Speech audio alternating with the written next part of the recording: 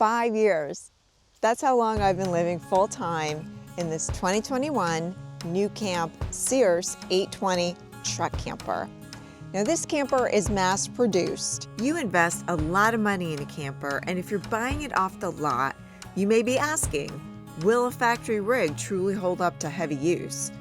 The short answer is yes, but there's a catch. After 5 years on the road, my priorities completely shifted, and I'm switching to a custom camper. I'm giving you 5 years of lessons learned so you can protect that investment and make the right decision for your adventure.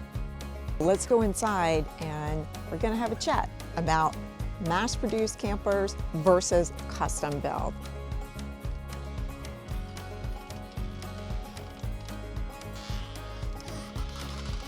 Hi guys.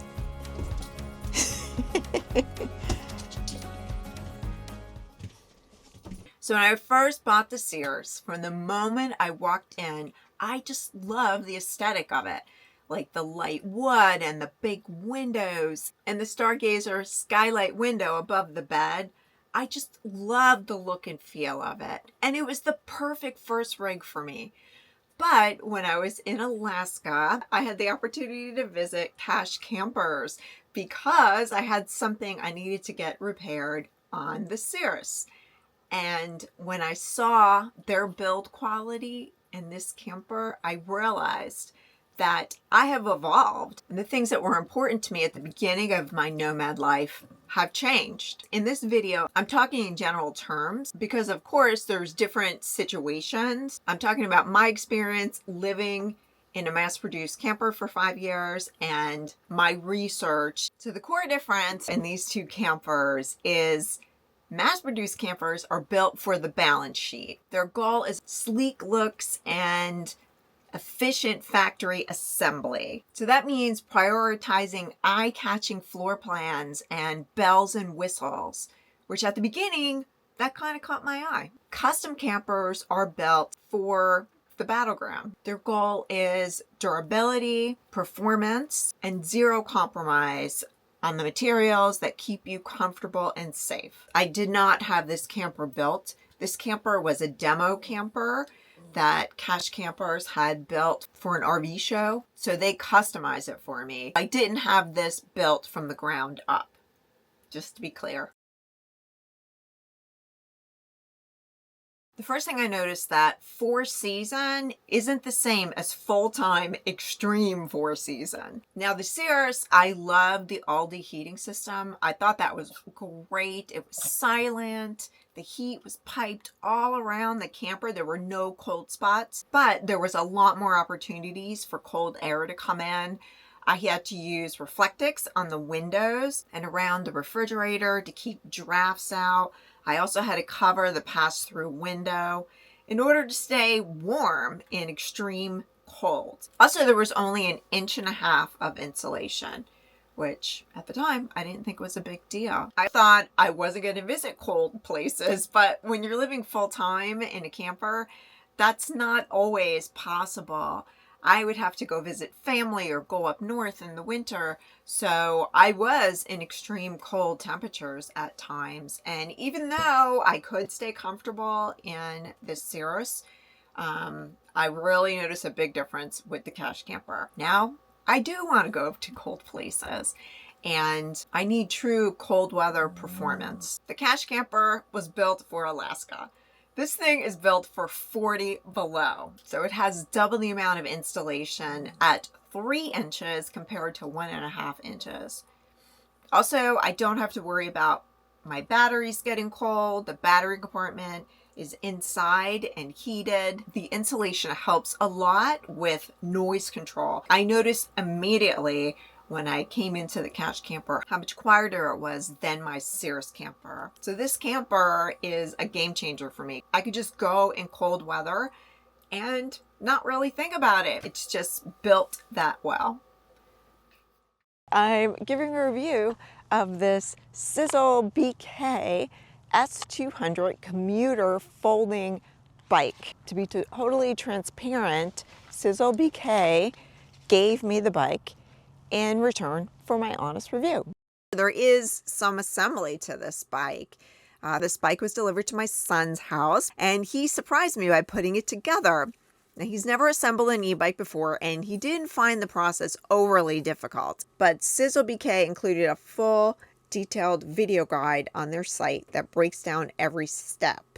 This bike has a powerful 500 watt sustained 1000 watt peak motor and a huge 48 volt 15 amp hour battery. It has a max range of 55 miles, which makes it an ideal commuter bike. And it has Shimano 7-speed gearing. It has a throttle on demand, so you can ride it without pedaling, and a top speed of 24 miles per hour. It also folds up pretty easily. It's a solid, heavy-duty bike weighing in at about 72 pounds.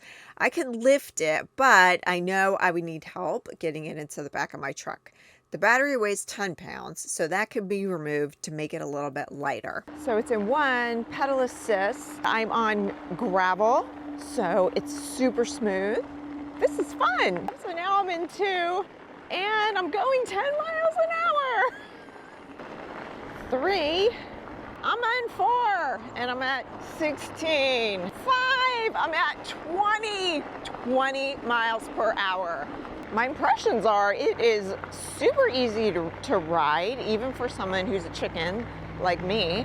It's going over this gravel like nothing. It is a very smooth ride with these flat tires. I'm liking it. This is a budget e-bike right now. It's under $1,000 on their website. So they go through sales. Right now it's a really good one. And then also if you use my code, you get another $100 off. So for that price, for a commuter e-bike like this, I think that's a really good deal. I'd recommend it.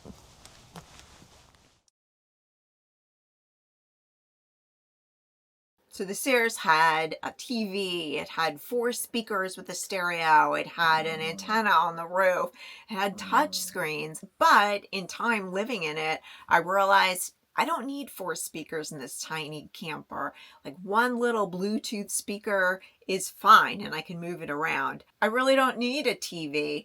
I don't need touch screens. My touch screen for the battery and the tank monitors in the Cirrus went out. And NuCamp doesn't carry it anymore. So I had to do a workaround where I went under the camper and put Mopica tank sensors and use a Bluetooth app to read the tanks. So that with the cash camper, the priorities were flipped. Instead of flashy things, they were just tried and true systems that I want now.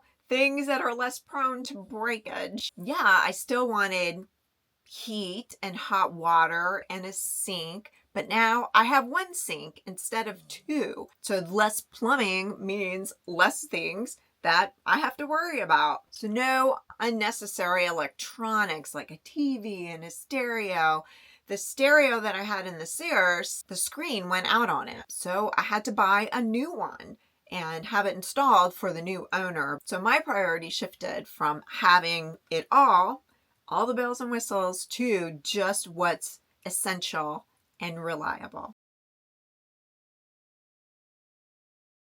Now I love the Cirrus. They're frameless windows and shades and overhead cabinets, but driving on the Alaska highway and 5 years of use really put them through the test. My huge dinette window came off the hinges when I was in Alaska, and that's what brought me to cash campers, because I needed it fixed before I drove back to the lower 48. I've had that camper in extreme weather.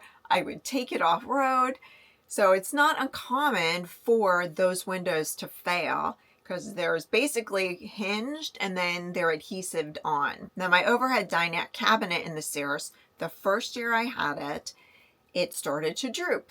So it was still under warranty. NuCamp gives you a 1-year warranty.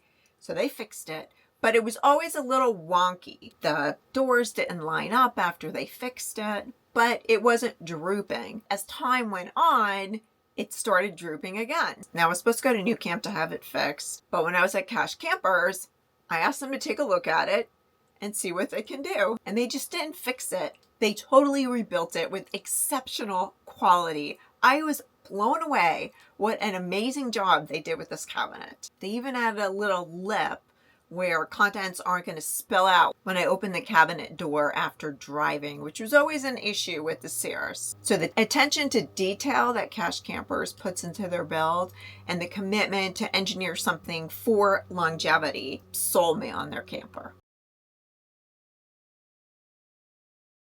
So I used to think bigger tanks were better. And in the Cirrus, I had 38-gallon freshwater tank, 36-gallon gray water tank, and 18-gallon black water tank. Well, that's a lot of weight. And after using the Cirrus, I realized I don't want a black water tank anymore. I preferred a composting toilet. Suddenly, the extra weight and maintenance of the tanks weren't as important to me. The Cash Camper has a 20-gallon freshwater tank and a 20-gallon gray water tank, and no black water tank.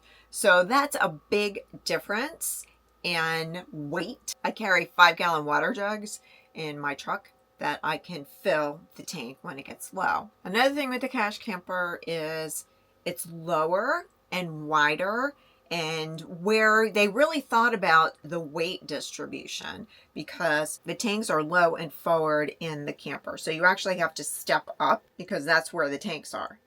But I noticed a huge difference in driving.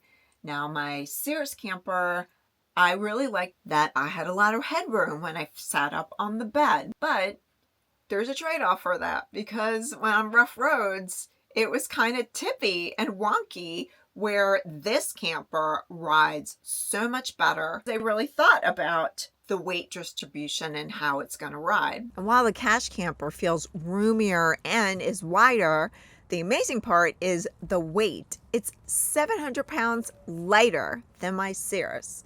They intentionally designed the camper to maximize usable space while cutting that critical weight, which is a massive benefit for my truck's performance.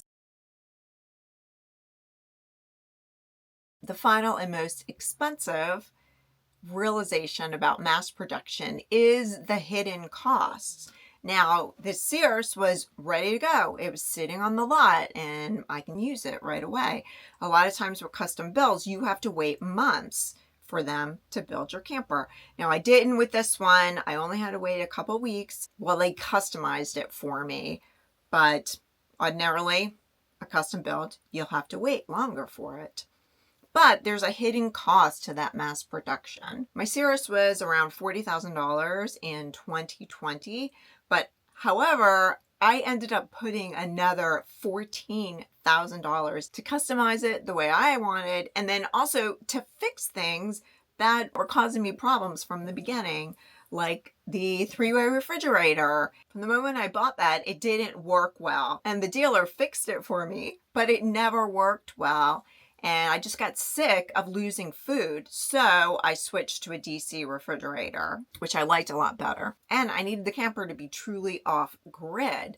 Now, that meant I needed to get more batteries. The battery compartment of the Cirrus was really tiny, so I needed to figure out where else to put the batteries, and I had them under the dinette seat, so the batteries were separated, which isn't ideal. Also, the solar, because there were other things on the roof, like the TV antenna, and the roof was narrower than the Cash Camper, I needed external solar ports to get enough solar to charge the batteries. Cash Camper cost me $53,500, and that is with all the customization. So I don't have to do anything else with it. The roof had a bigger footprint because it's wider and there's not extra stuff up there that I'm not using. So they were able to fit 780 watts of solar up there to charge my 560 amp hours of lithium batteries. So both rigs for me ended up costing about the same amount, and the Cash Camper is new. But this is going to be different for every custom build and every mass-produced camper. It just depends, but that's how it worked out for me. So with the custom camper, you're skipping all that modification hassle, and this is pretty common for people who just buy campers off the lot. They want to make it their own, and everybody has different priorities, and mine was truly being off-grid. I've only been in the cash camper for a little over 2 months now, but comparing it to my Cirrus had problems from the get-go, and it's very common with mass-produced campers. The final factor that validates my point that I'm enjoying a custom camper more is service and warranty. So NuCamp offers a 1-year warranty on their campers, and they have a pretty good reputation. I really researched before I bought a mass-produced camper, but when I've had issues and I had to email them, sometimes I would have to wait up to a week to get a response back. Also, making an appointment to get things done, like warranty work. It took months to get an appointment with their service center. Now, they did good work, and I thought they were trustworthy. I like going there, but I would have to wait, and that's kind of a hassle. The cash camper has a 5-year warranty, and they're smaller. They know their customers. If I have an issue or a question, I can just email David, the owner, and he gets back to me like that day or the day after. And that kind of peace of mind is priceless when you're living and traveling in a camper full time. Now, NuCamp is a good camper for a mass-built camper. Cash Campers is a small operation. They have a personal investment in each of their customers, and I really like that. The Cirrus 820 is still an incredible camper, and it was a fantastic full-time home for me for 5 years. That says a lot. This specific unit is perfect for the buyer who wants a turnkey, so I still would recommend NuCamp, and I love living in that camper. It's held up really well, and it still has a lot of life in it. And all of the issues that I talked about are fixed. All the systems work. So my Cirrus is for sale. I'll leave the details in the video description. David from Cash Campers did his own video on his channel, Cash Campers or Cache Campers, comparing my old rig to my new rig. He has a great channel with a lot of information on truck camper builds. I'll put the link in the video description. So I hope this information helps somebody out there, and I appreciate all of you for watching, and I'll see you on the next one. Bye-bye.